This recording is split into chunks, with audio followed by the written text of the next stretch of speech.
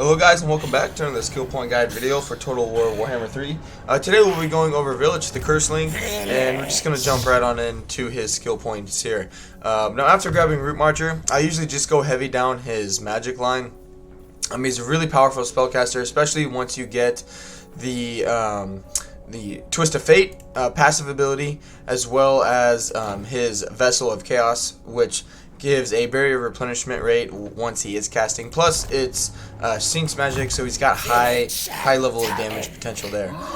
Now, in terms of which spells I usually get the Pink Fire of Sinch, as well as the passive just for the 11% ward save when casting for 9 seconds. Pretty good passive ability there. Then I usually go with the Treason of Sinch. The Glean magic I just don't really like. I'm not 100% positive if it's still bugged, but it's just not really that good of a ability in terms of a return on investment for magic there.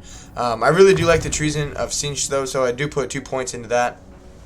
It's a really good melee and leadership debuff that does affect a area of effect spell. Really good debuff spell there. And then I usually end up in terms of Firestorm or Infernal Gateway first.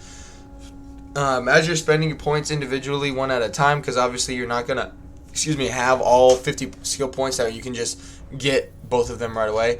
I usually grab Infernal Gateway first. The AI is less likely to dodge it, and it just does a bigger has a more potential for damage, in my opinion, than Sinch's Firestorm. It's just the Sinch's Firestorm is definitely powerful, but it's just random in terms of how many kills and how effective it's actually going to be, because it has that weird random moving area of effect.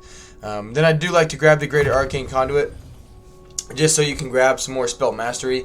On top of the spell mastery, your hero, once he's on a Chaos War Shrine, I believe also provides spell mastery as well, which basically just means your spells will do more damage because the intensity of them has been increased. And then I also like to grab the Winds of Magic Power Reserve +5, because again, when you're playing as a Sinch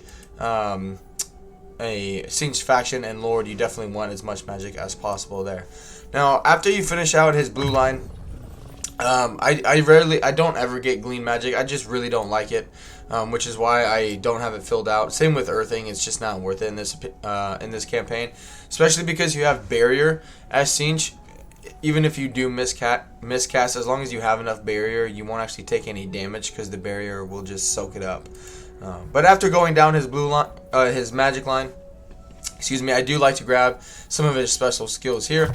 Definitely, Sword and Sorcery just to unlock the rest of them, but really good for Warp Flame and also more hit point or barrier hit points for him. Twist of Fate is pretty good. I know some of you may not like to use the Spawn of Forsaken units, but the passive ability is really good. If you pair that with his Vessel of Chaos, you're looking at a full 1% of barrier replenishment per second, which is really good. Mind Wipe is really good just because it reduces the cost of Treason of Sinch, as well as the changing of the ways cost for muddled minds, as long as the enemy is in the local province that you're in. Really good there. And unfortunately, I'm not huge on the Pawns of Fortune, but you need it to get to the Master of Misrule, which is a really good ability. So I usually end up just grabbing all 4 just because you want to get this ability here, which provides a power recharge rate of 160%. So just a really good way to buff up your magic generation within a fight. Now, after grabbing his special skill lines, I know his melee prowess is not the greatest because he basically has no armor piercing damage, but I do go down his melee line almost in its entirety. I don't get Devastating Charge because he doesn't get a mount, and his charge bonus of 60 just isn't that big of a deal. But I do even end up getting Indomitable just because it's very unlikely that you end up getting the Sword of Cain right away. But the reason I end up going down his melee line is because of his passive ability of the Twisted Twin, which the more time he spends casting or is in melee, it buffs up his melee defense and melee attack, but more importantly, his spell mastery. So you can work up to 20% with the Twisted Twin ability.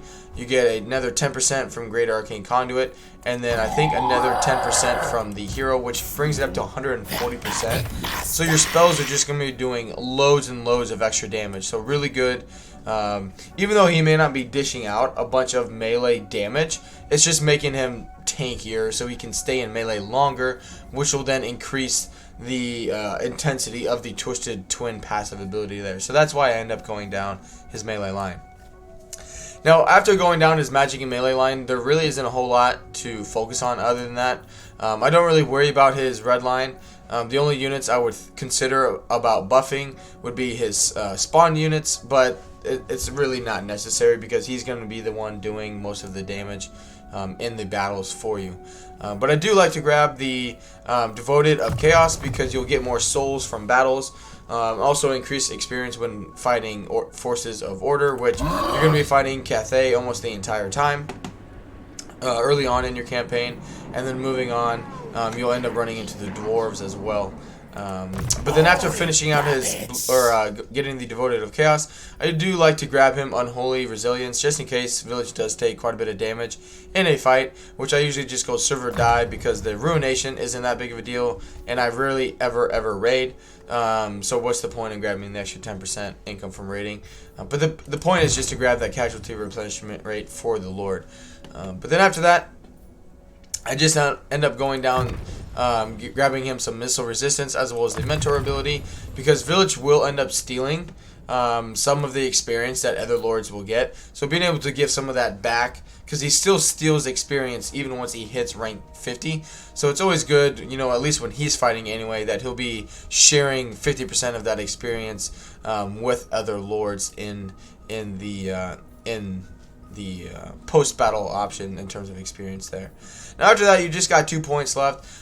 Since I usually end up going down with a melee line with him and just spam the Forsaken units or Spawn of Sinch, it's really kind of up to you what you end up wanting to do. I don't mind grabbing the Vigor Loss reduction of 15% just because that means they'll fight a little better for longer because they won't get as tired. Even though they are unbreakable, they'll at least be fighting with a little more vigor. And then the rest of the blue line, it's not really that big of a deal for me personally, just because it is only 1 point. You're not going to be able to get that much into it. So usually what I end up doing is actually just going down and getting the Fatigue Gallop, because if you end up going with the Spawn of Sinch, you don't need a Aura Leadership effect +5 because they're unbreakable, so that extra leadership that you can be providing won't matter because leadership to them doesn't matter. So I usually like just to grab a little bit of casualty replenishment rate, even though it's only 2%. It's basically just to spend the last skill point there. But that is how I level up Sinch, or Vilitch the Curseling with his Sinch faction. So let me know down in the comments, guys, what you guys think of how I leveled them up, how you guys level them up, if you end up focusing on the army or just kind of going down the same lines that I do. Definitely let me know down in the comments there. But thank you guys for your support, and until the next video or live stream, I will see you guys later. Bye.